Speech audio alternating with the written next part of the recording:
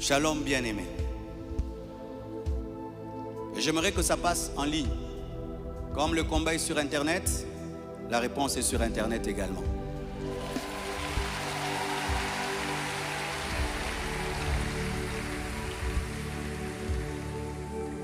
Je n'avais pas l'intention de m'exprimer publiquement à ce sujet, mais voyant le plan manifeste de l'ennemi, de s'aimer la division et de tenter de déstabiliser la communauté CREFEM, j'ai été conduit à sortir de mon silence. Et cela se fait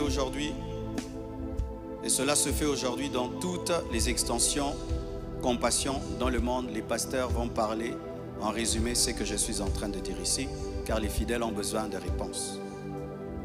S'il ne s'agissait que de moi, j'aurais gardé le silence, car de telles choses me sont souvent arrivées.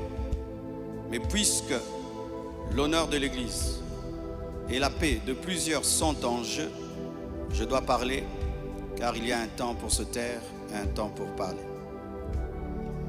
Suite au décès de mon épouse Blanche, j'avais pris l'initiative de faire construire une maison pour ma belle-mère en mémoire de sa fille. Et c'était ça le plan d'ailleurs. Je ne sais pas s'il y a les photos. C'était ça le plan de cette maison R+1. Par amour pour elle, par amour pour sa fille, en mémoire d'elle. Sur la parcelle, ma parcelle qui est à Bibois, 10 mètres sur 30 que j'allais lui donner. 10 mètres, 15 mètres sur 30. Ou 10 mètres sur 30, j'ai oublié. Alors, lorsque j'ai décidé de le faire, le projet était déjà en cours avec son fils et un architecte, d'ailleurs celui qui est en train de nous construire ici. J'ai décidé d'en informer également la branche paternelle de la famille pour des raisons de transparence. C'est alors que l'on m'a demandé de donner la même chose en espèces pour la famille paternelle. Ça veut dire l'argent que je vais dépenser pour construire cette maison pour la maman, que je donne aussi la même somme du côté du papa. J'ai expliqué que je ne pouvais donner que 250 000 $ pour l'ensemble des deux familles, considérant que je n'ai qu'une seule belle famille et qu'il leur revenait de se répartir cela entre eux. Mais à ma grande surprise, on m'a dit que la maison était considérée comme un cadeau que Blanche avait promis un jour et qu'elle ne comptait pas donc dans l'héritage. Ils exigeaient donc une somme supplémentaire pour atteindre un total de 800 000 $. Par ailleurs, certains membres de leur famille ont contesté ma désignation légale comme liquidateur de mes propres biens, réclamant que ce rôle soit attribué à ma belle-mère. Ce que j'ai catégoriquement refusé, car cela ne respecte ni le droit ni l'équilibre. Comment je peux être vivant et c'est quelqu'un d'autre qui va liquider mes biens? Ils m'ont également reproché d'avoir exprimé pendant le deuil ma volonté de ne plus me remarier, une déclaration faite sous le choc et la douleur, car lorsqu'on pleure, on dit des choses, en prétendant que j'avais menti parce que j'ai finalement choisi de reconstruire ma vie. L'un d'eux m'a même dit que je devais rester veuf jusqu'à ce qu'ils reçoivent leur héritage. 2 réunions ont eu lieu entre moi et une partie de ma belle famille. Malheureusement, aucun accord n'a pu être trouvé. Ils m'ont officiellement réclamé 800 000 $ au travers de mes avocats, tandis que j'avais proposé 250 000 $ à l'amiable, par amour, par respect et pour honorer la mémoire de Blanche. Cela alors même que dans ma famille Tounassi, les biens sont toujours laissés à 100% aux orphelins, car c'est là est notre coutume, nous ne dérangeons jamais les veuves ni les veufs, tout est donné aux orphelins. Suite à cette impasse, nous avons lancé un inventaire légal de mes biens, conformément au code de la famille en RDC, dans le cadre d'un régime de communauté de biens avec 4 héritiers. À ce jour, leur part est estimée à moins de 150 000 $, car certains biens que nous avons, certains ont été mis totalement au nom des enfants, et nous, on n'est que des représentants, mais ce n'est pas à nous. Et d'autres biens ont été donnés à l'orphelinat. On a vendu notre parcelle de Limété à l'orphelinat à un prix cadeau. Donc, c'est 150 000 $, donc inférieur à ce que j'avais volontairement proposé. Les calculs d'ailleurs sont en cours jusqu'à aujourd'hui parce qu'ils considèrent que ce n'est pas le bon chiffre. Mais alors que les discussions entre avocats étaient en cours et que j'étais en voyage, certains ont choisi la voie de la diffamation publique. Leur objectif, me nuire personnellement et anéantir le ministère. Ils me l'ont dit clairement, que nous allons détruire ton ministère, nous allons détruire ta réputation, nous allons détruire l'Église. Récemment, un numéro anonyme d'Afrique du Sud m'a confirmé ce plan. La personne a affirmé détenir plusieurs enregistrements vocaux dans lesquels Blanche était en train de se confier à sa maman. Et un jour, je parlerai de tout ça, mais pas maintenant. J'en parlerai dans 1 mois, 6 mois. Un jour, je parlerai de tout ça. Ces paroles arrachées de leur contexte et de leur timing, me faisant passer pour un mauvais mari, notre couple pour un couple détruit, alors que la plupart d'entre vous ici, vous savez combien nous nous aimions, mais dans chaque couple, il y a des temps, des fois, des petites frictions, comme dans tous vos couples. Et en 18 ans, jamais nous n'avons parlé de divorce, je ne l'ai jamais frappé, je ne l'ai jamais insulté, je ne l'ai jamais tapé. Après 18 ans de mariage, je lui ai redemandé en mariage. Je suis allé prêcher dans l'église de mon fils Olivier, au Botswana. Tout ce qu'il m'a donné pour me bénir, je lui ai acheté une bague en diamant et je lui ai redemandé en mariage. Elle avait même témoigné dans une émission ici. Quand vous voyez ces dernières vidéos, cette femme était heureuse, était épanouie. Aujourd'hui, on veut changer toute cette belle histoire en un couple détruit. C'est totalement faux. Ceux qui veulent me croire, croiront. Ceux qui ne veulent pas, ne croiront pas. Mais je sais qui je suis devant Dieu et comment j'ai fait de tout mon mieux pour que cette femme ne manque de rien et de rien et de rien. Je ne sais pas si un jour Oracle pourra m'appeler et je l'enregistrerai pour un jour sortir ces enregistrements. Des fois, je me pense être dans un film. Il m'a aussi été reproché faussement qu'Esther venait déjà à Kinshasa du vivant de Blanche, ce qui est faux. Vous pouvez aller à la DGM, c'est seulement le mercredi. Elle est venue quand? Mercredi qu'elle est venue. Et d'ailleurs, quand elle est arrivée à l'aéroport, la DGM devait l'amener parce que c'était sa première fois. Je l'ai rencontrée après le départ de Blanche au travers d'un ami. Avant cela, je ne la connaissais pas, on ne se connaissait pas. Et on dit que j'allais souvent au Canada plus de 10 fois. De toute ma vie, je suis allé au Canada que 2 fois, pendant que Blanche était vivante. Et après, j'ai voulu aller, je n'ai pas eu le visa. Ceux qui font mes démarches de visa du Canada sont là. Je ne suis même pas allé 3 fois au Canada dans ma vie. Et ce qui est pire, on dit que j'ai pris ces biens, ces sacs, c'est plutôt ces habits, j'ai mis dans des sacs poubelles pour donner à la belle famille. Est-ce que toi, tu gardes tes habits dans des sacs poubelles pour que moi j'ai des sacs poubelles à mettre des vêtements? On a mis ces habits dans des valises et dans des gros sacs parce qu'il y en avait beaucoup. Quand ils sont venus prendre les habits, ils ont cru qu'il y en aurait quelques-uns. Il n'y avait pas assez de place dans leur voiture. J'ai dû leur prêter même un bus pour amener les habits. Il y avait au moins 4 grandes valises et des grands sacs. Les sacs là qu'on utilise quand on a trop de vêtements. Mais ce ne sont pas des sacs poubelles. plus de 6, si j'ai oublié. J'ai même la photo, je compte parce qu'il faut être précis.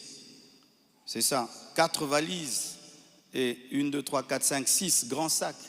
Et si certains doutent, je vais vous envoyer tout ça au président des départements. Vous aurez ces photos. Tout ça, pourquoi?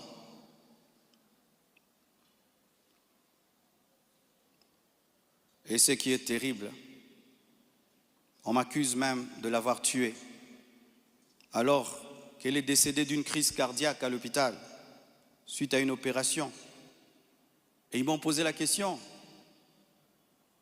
elle est morte de quoi? Je leur ai dit, on l'a opérée, elle n'a pas supporté l'opération. Le même jour, quand je suis arrivé avec son corps, après encore, la famille paternelle me pose les mêmes questions devant 10 personnes, 15 personnes, j'ai expliqué. Ils savent de quoi elle est morte.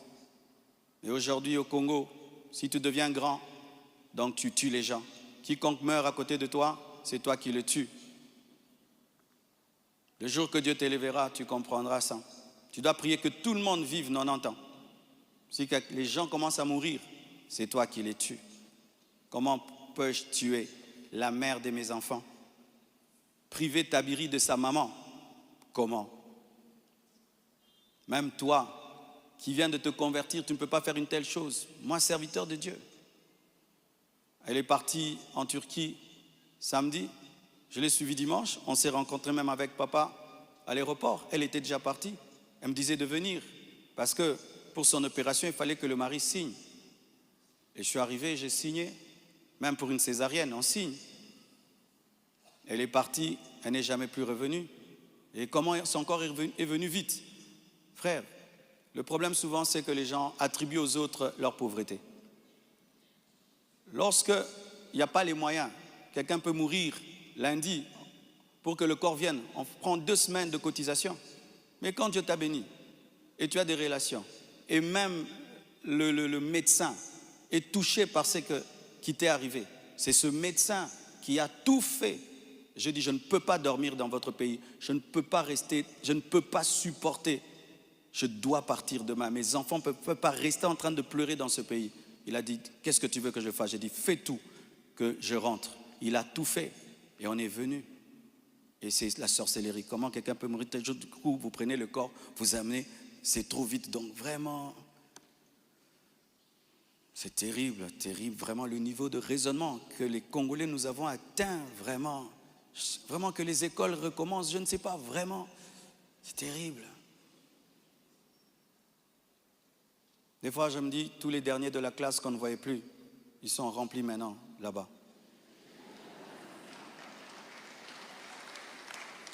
Et vous savez, le dernier de la classe, le professeur donne un cours de 2 heures du temps, et puis il a 1 sur 10. Le premier de la classe, il comprend, tu l'as 10 sur 10. Tu te dis, comment tu ne comprenais pas? C'est ça, maintenant, on a des cerveaux des derniers de la classe en RDC. Dis à ton voisin, même ce que tu es en train de comprendre, ce que le pasteur dit. Il faut vérifier, hein. Peut-être tu es un dernier de la classe à côté de toi.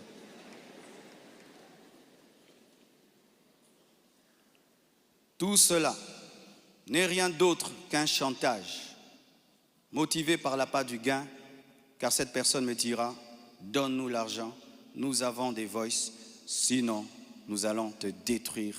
Tout ça, c'est un chantage motivé par l'appât du gain. Pourtant, malgré tout, j'étais disposé, je suis disposé à donner 250 000 $ par respect pour Blanche et pour sa famille et pour la paix. Mais je ne peux pas accepter l'injustice d'une exigence démesurée de 800 000 $. Comme je vous dis toujours, cette église n'appartient pas à mes enfants. J'ai investi 26 ans de ma vie dans cette église, mais rien n'est à mes enfants. Qu'est-ce que mes enfants auront? Les quelques biens que j'ai, c'est à eux. Ils ne viendront pas un jour vous déranger ici. Et donc je ne peux pas donner par peur ou par chantage ce qui est à eux. Ils diront, tu es quel genre de père? Et l'église, ce n'est pas nous. Et ce que tu as n'est pas à nous. Je ne le ferai pas. C'est pourquoi j'aimerais dire aux veuves et aux veufs, ne vous laissez pas dépouiller. Ne vous laissez pas dépouiller. Ne vous laissez pas dépouiller. Ce que je prêche, je le vis. Mon combat, c'est que je vis ma prédication, mon message. Mon combat, c'est le message de la sainteté qui dérange. Mon combat, c'est que, une fois, j'ai vu l'esprit du léopard et il m'a dit, tu veux me combattre? Ce pays est tenu par un esprit de léopard, un esprit méchant. Regardez comment nous sommes devenus méchants. Regardez comment nous sommes devenus méchants, mes frères. Cette méchanceté démoniaque satanique. Et quand j'ai vu cet esprit, vous avez vu tout ce qu'on a connu. C'est pourquoi, pour finir, je vous prie, ne cédez pas à la haine. Au-delà des personnes visibles, il y a un combat spirituel. C'est une attaque de l'esprit de léopard que Dieu m'avait déjà révélé. Un esprit rusé et violent qui cherche à abattre les hommes de Dieu et à ravager les familles. Bénissez ceux qui vous persécutent. Priez pour ceux qui vous calomnient. Matthieu 5, verset 44. Ce n'est pas le moment de combattre dans la chair. Restons enracinés dans la vérité, dans l'amour et dans la prière. Pour ceux qui souhaitent des informations juridiques fiables, je vous invite à contacter mes avocats, le maître Béladé et le maître Abed, qui sont des fils de la maison. Et sachez que toute chose concourt au bien de ceux qui aiment Dieu. Romains 8, verset 28. Et je rends grâce à Dieu pour toutes mes épreuves et tous mes combats. Je suis l'un des hommes de Dieu aujourd'hui les plus persécutés dans ma génération. Quand je regarde mes amis, mes pères, des fois je me dis, Satan vous a oublié ou quoi? Mais je rends grâce. Ça fait de nous une église 4x4. Les gens sont étonnés. Comment cette église n'est pas morte? D'ailleurs, ça grandit. On vous insulte, vous allez à l'église. Vous allez mercredi, vous allez vendredi. Venez 25 matins, une église 4x4. Car ce qui ne te tue pas te rend fort. Et avec Dieu, nous ferons des exploits. Alléluia! Ce message est l'avant-dernier que je ferai à ce sujet. Après le suivant, dans des mois, pas 25 matins, je vous laisse tranquille, les mêmes équilibres, profondeur. Après, une seule chose après. Et puis, on n'en parlera plus. Ceux qui voudront croire, croiront. Mais sachez que moi et vous, nous devons continuer à bâtir comme Néhémie, une main à l'œuvre et l'autre sur l'épée. À bon entendeur, salut, que Dieu vous bénisse abondamment.